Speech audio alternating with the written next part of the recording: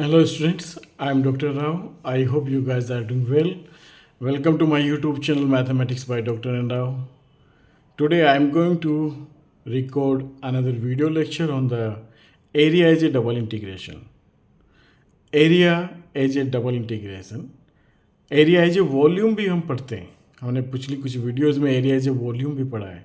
मैंने आप लोगों को ये क्लियरली बताया है, पहले भी बताया है, आज फिर मैं इस चीज़ को रिपीट कर रहा हूँ कि डबल इंटीग्रेशन से आप जो रीजन बाउंडेड है कर्व्स के बीच का वो भी कैलकुलेट कर सकते हैं।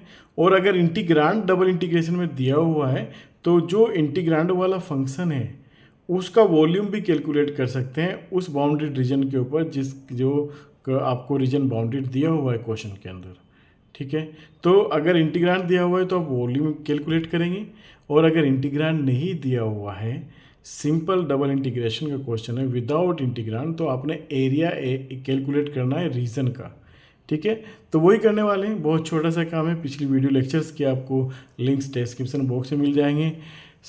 आगे बढ़ने से पहले मैं आप लोगों से रिक्वेस्ट करूंगा कि subscribe my YouTube channel, like and share the videos among your friends and classmates. Comment your valuable suggestions in the comment box. Press the bell icon to get the further notification of the awesome videos. So guys, now I start the question. Okay, और फिर से बता देता हूँ आपको यहाँ पे दोबारा कि हम double integration as a area पढ़ रहे हैं, राइट। तो इसमें ना इंटीग्रांड नहीं दिया होता। फॉर एग्जांपल यहाँ पे आपको एक्स की लिमिट दे दी ए से बी, राइट। वाई की लिमिट आपको दे दी, लोअर लिमिट आपको कोई फंक्शन ऑफ एक्स दे दिया, अपर लिमिट आपको दूसरा फंक्शन ऑफ एक्स दे दिया, राइट। और यहाँ पे पहली लिमिट एक्स में है, वेरिएबल लिमिट है, ये वाई की है, तो ऑर्डर आपका इंटीग्रेशन का डी वाई पहले रहेगा, डी एक्स बाद में रहेगा। तो ये जो सिर्फ ये लिखा हुआ है आपको, ये सिर्फ एरिया कैलकुलेट करा रहा है। कौन सा एरिया कैलकुलेट करा रहा है? जो कि दो फंक्शन φ1x और φ2x के बीच का है। यानी कि फॉर एग्जांपल आपका ये φ2 फंक्शन है, राइट। ये आपका φ2 फंक्शन है कोई, और ये आपका फंक्शन है φ1, राइट, कोई भी फंक्शन है। और यहाँ पे x is equals to A is a parallel line to the y axis, x is equals to a, और ऐसे ही कि x equals to B is a parallel line to the y। इनके बीच का जो एरिया है, ये जो कर्व ने जो ये रीजन बाउंड किया है, ये बाउंडेड रीजन का एरिया आप डबल इंटीग्रेशन से सोल्व करते हैं। अगर इंटीग्रांड दिया हुआ तो इस बाउंडेड रीजन के ऊपर आपने वॉल्यूम निकालना है उस इंटीग्रांड का। तो डबल इंटीग्रेशन से वॉल्यूम भी हम कैलकुलेट करते हैं और एरिया भी कैलकुलेट करते हैं। ठीक है, यही चीज़ अलग भी हो जाती है आपके पास। ये चीज़ कुछ ऐसी भी हो जाएगी कि यहाँ पे y की लिमिट आपके पास कांस्टेंट दी हो a से b, राइट, और x की वेरिएबल लिमिट दी हो। x की वेरिएबल लिमिट दी होगी तो x की वेरिएबल लिमिट होगी आपके पास y की टर्म्स में, यानी कि it will be some function of y, and x की अपर लिमिट में भी सम फंक्शन ऑफ y होगा, राइट। और y की लिमिट है, x की लिमिट पहले है, तो ऑर्डर ऑफ इंटीग्रेशन पहले x होगा देन y होगा। ओके, तो यहाँ पे आपका कहने का मतलब ये है कि फॉर एग्जांपल ये आपका φ1y कोई फंक्शन दिया हुआ है, और ये आपका φ2y कोई फंक्शन है, राइट, φ2y। और यहाँ पे y is equals to A is a line parallel to X axis, ये आपके पास y इज इक्वल्स टू ए।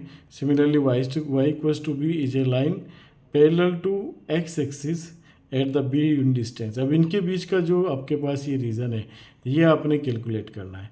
ये इसका ज्योमेट्रिकल मीनिंग होता है और इसका कोई मकसद कोई मतलब नहीं होता। अब क्वेश्चंस की हेल्प से हम इसको समझेंगे। हालांकि यही काम हमने अपने पिछले वीडियो लेक्चर में भी किया है, यहाँ भी वही पैरेलल का हम रिपीट करने वाले हैं। Now we start the solution. Find the double integration of the area bounded by the curves. तो the area is bounded by, it is given that, you can write it is given that,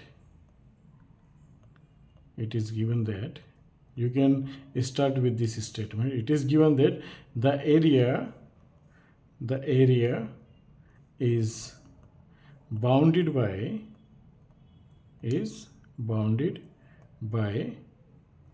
x is bounded by the parabola, ये actually parabola है, is bounded by the parabola x is equals to 2y minus y square and another parabola x equals to y square, right? Obviously now we need to draw these two parabolas, okay? तो अगर मैं इसको थोड़ा सा rewrite करके लिखूं तो मैं इसको ऐसे लिख सकता हूँ, मैंने -1 इधर ऐड कर लिया, राइट, x -1, और एक -1 मैंने इधर भी ऐड कर लिया, -1 + 2y and -y square.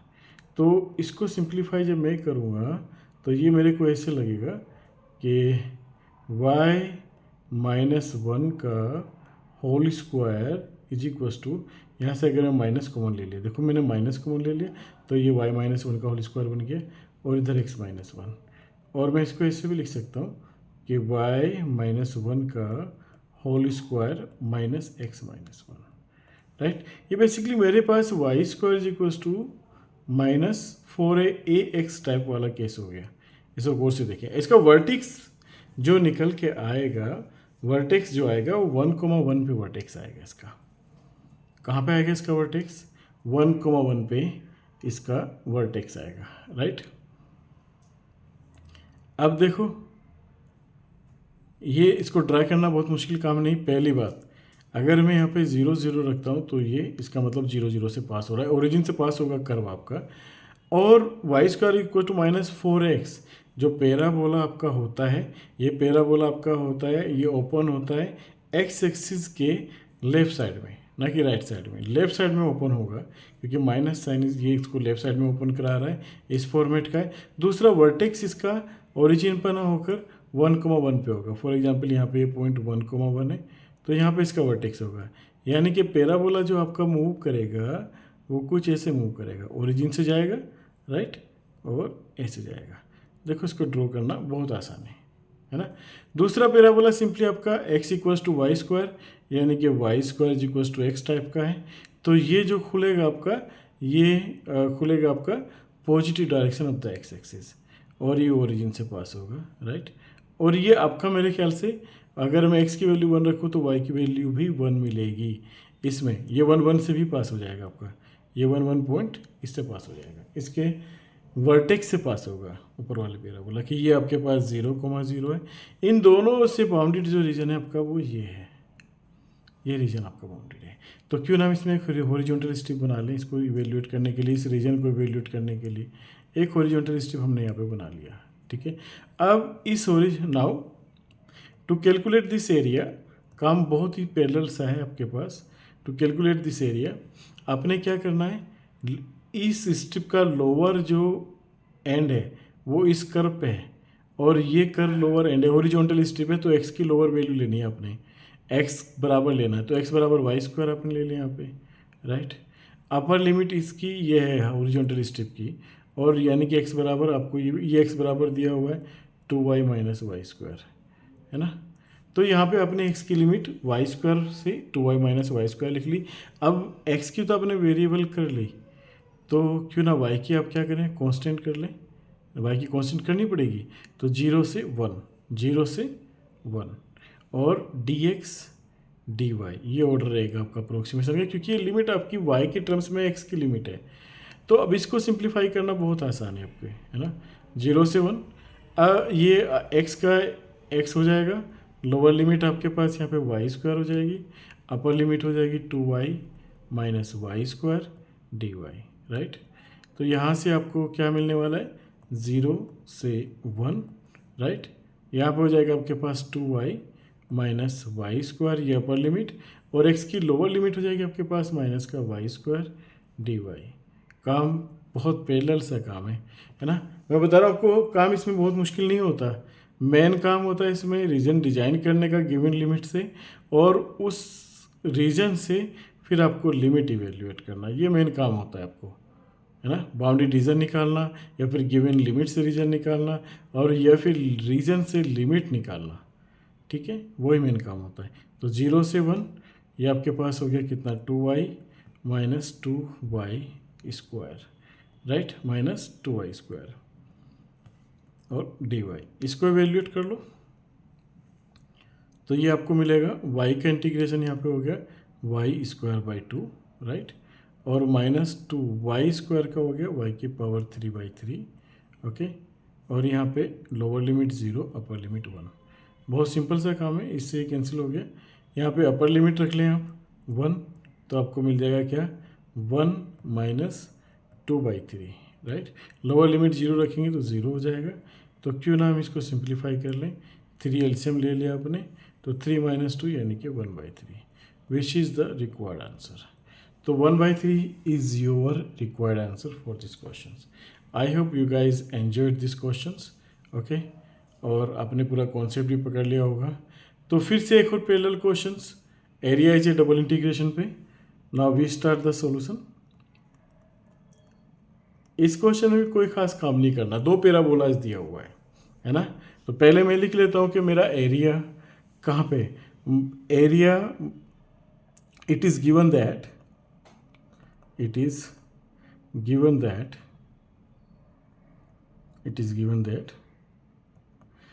the region, the area is bounded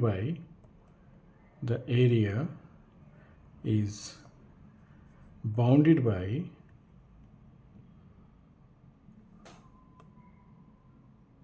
y square is equals to 4ax this, and x square is equals to 4ay. These are 2 parabolas, है ना। और देखो इनको डिजाइन करना बहुत मुश्किल नहीं, जनरल इक्वेशन दी गई यहाँ पे पैराबोलाज की, राइट। एक आपको पैराबोला दे, पूरा पैराबोला दे दिया Y square equals to 4x, यानी कि जो ओरिजिन से पास होगा और पॉजिटिव डायरेक्शन में होगा एक्स एक्सिस की, राइट। दूसरा होगा वाई एक्सिस की पॉजिटिव डायरेक्शन में जो ओरिजिन से पास होगा, ओके। तो ये आपके पास 0,0 एक ये पॉइंट हो गया, और ये इंटरसेक्टिंग पॉइंट, यानी कि इन 2 पैराबोला को intersecting point. Now we calculate the intersecting point.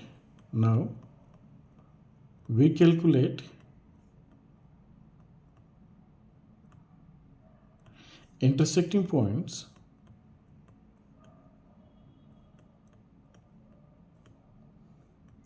किस के इंटरसेक्टिंग पॉइंट्स कैलकुलेट करने हैं भाई, intersecting points of the parabolas.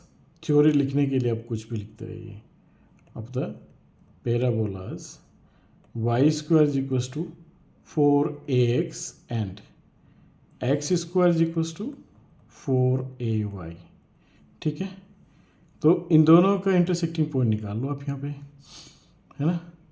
तो एक काम करो, इसको क्या करो आप कि यहाँ से y की वैल्यू निकाल के यहाँ पे रख दो, तो ये हो जाएगा। यहाँ से मैं y की वैल्यू निकालूंगा, एक्स स्क्वायर बाई 4 यहाँ पे मैंने रख दिया, तो यहाँ पे हो गया x की पावर 4 अपॉन 64a स्क्वायर, है ना, और -4ay is equals to -4ax is equals to 0। ये हो गया भाई साहब यहाँ पे, है ना। नाउ दिस इम्प्लाइज दैट, क्योंकि 4 का स्क्वायर तो 16 होता है भाई, है ना, ये तो यहाँ पे 16a स्क्वायर आ जाएगा। अब इसको सिंप्लीफाई कर लेते हैं, यहाँ पे x की पावर 4 -64, राइट, -64, और यहाँ पे क्या मिलेगा आपके पास, a स्क्वायर मिलेगा, राइट, a स्क्वायर मिल गया, है ना, क्योंकि आपने एलसीएम ले लिया यहाँ पे a स्क्वायर, बल्कि ये a की पावर 3 मिलेगा आपको, a की पावर 3 x, ओके, और डिवाइडेड बाई कितना 16a square equals to 0, which implies that x आपने ऊपर से कॉमन ले लिया, x की power 3 minus 64a to the power 3 is equals to 0, ये सब भी 0 में चला गया, राइट। तो यहाँ पे आपको मिला x, और ये मिल गया क्या, x की पावर 3 एंड -4a की पावर 3, है ना। तो ये आपको क्या मिल जाएगा x, और यहाँ a की पावर 3 माइनस b की पावर 3 का फॉर्मूला हो जाएगा x माइनस 4a, राइट, और x स्क्वायर प्लस 4a का स्क्वायर यानी कि 16a square, and then plus ab यानी कि 4ax, राइट, इक्वल्स टू 0। अब ये जो क्वाड्रेटिक है ये आपको इमेजिनरी रूट्स देंगे, हमेशा क्या देंगे, इमेजिनरी रूट्स देंगे। ये अपने आप से चेक करते रहना। तो मुझे इमेजिनरी रूट्स रिक्वायर्ड नहीं है, मुझे चाहिए रियल रूट्स। तो रियल रूट मेरे पास दो फैक्टर देंगे, एक तो x equals to 0 and x is equals to 4a। अब ये मेरे को रियल रूट्स देंगे। तो जब मेरे को x की वैल्यू निकल आई तो x की वैल्यू मैंने पहले पैराबोला में रखी, so this implies that y is equals to 0, और ये वाली वैल्यू रखी मैंने पैराबोला में, पहले पैराबोला में, तो मेरे को y इक्वस टू मिला 4a, राइट। तो ये जो मेरे पास इंटरसेक्टिंग पॉइंट निकल के आए 0,0 एंड 4a, ये इंटरसेक्टिंग है, और मेरा रीजन ये बाउंडेड हुआ है यहाँ पे, ठीक है। चलो मैंने एक हॉरिजॉन्टल स्ट्रिप बना ली यहाँ पे, लोअर कर्व और अपर कर्व में लेके चल रहा हूँ यहाँ पे। Now I need to calculate this region. तो मैं क्या करता हूँ कि हॉरिजॉन्टल स्ट्रिप बनाई और मैंने x की जो लोअर लिमिट ली मैंने, ये पैराबोला मेरे पास।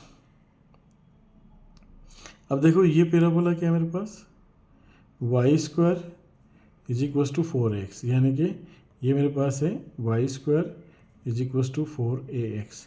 यहाँ से x की वैल्यू निकालूंगा तो वाई स्क्वायर अपॉन 4a, यानी कि ये आगे lower limit Y square upon 4a। Upper limit मेरे पास क्या है, इस हॉरिजॉन्टल स्ट्रिप का ये वाला कर्व।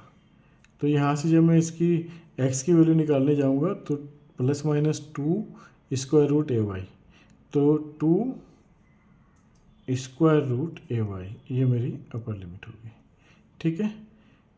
इसके बाद मैंने करना क्या है, इसके बाद मैंने ये करना है, अब यहाँ से x की लिमिट देखनी है। ये तो मेरे पास होगी x की limit in terms of y। अब मेरे को y की लिमिट देखनी है 0 to 4a, राइट। ये मेरी x की लिमिट है इन टर्म्स ऑफ y, तो यहाँ पे dx हो गया और dy हो गया, राइट। तो यहाँ पे मैंने 0 to 4a, ओके, ये मेरे पास x हो गया, लोअर लिमिट हो गया Y square upon 4a, upper limit हो गया 2 स्क्वायर रूट ay, और यहाँ पे हो गया dy। ये हो गया 0 to 4a, ठीक है। यहाँ पे 2 square root ay minus Y square upon 4a, ये हो गया dy, ओके। अब इसको सिंप्लीफाई करना है अपने। 2 स्क्वायर रूट है तो आपने इसे लिखा, y की पावर यहाँ पे कर लिया 3/2 upon 3/2, right, minus y to the power 3 upon 3 into 4a, right. यहाँ पे लिमिट रख लिया अपने 0 to 4a।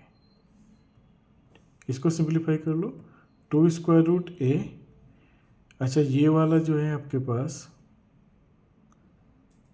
ये आ जाएगा आपके पास 4/3 स्क्वायर रूट है, ये वाला फैक्टर ऊपर चला जाएगा, और y की जगह में रख रहा हूँ यहाँ पे 4a की power 3/2, right, 4a to the power 3/2, clear. Then minus y की जगह यहाँ पे 4a की पावर 3, और नीचे हो गया आपके पास 12a, राइट। लोअर लिमिट रख रहा हूँ तो y की जगह 0 0 हो जाएगा, ख़त्म करो, इसको सिंप्लीफाई कर लो यहाँ पे। तो ये आपके पास आ गया 4/3 स्क्वायर रूट a, यहाँ पे हो गया 2 की पावर 2 से ये कट गया, 2 की power 3 8, a to the power 3/2, right, minus ये हो गया 4 चौक 16 चौका 64, 64 अपॉन 12, a स्क्वायर हो गया, नीचे एक a, ये कट गया, ठीक है। तो यहाँ पे भी आपके पास क्या हुआ, a की पावर 1/2 ये रहा, a की पावर 3/2 ये रहा, ये भी आपको a स्क्वायर दे देगा, है ना। तो यहाँ पे हो गया 8 चौक 32, 32 अपॉन 3 a स्क्वायर, राइट।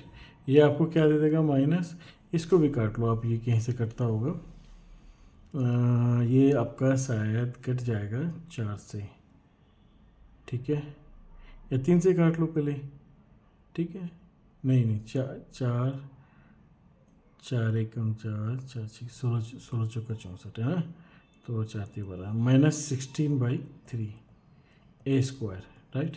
तो यहाँ पे आपके पास ये, अच्छा ये भी आ गया, बहुत सही है, 16/3 a स्क्वायर, ये आपके पास फाइनल आंसर आ गया, है ना।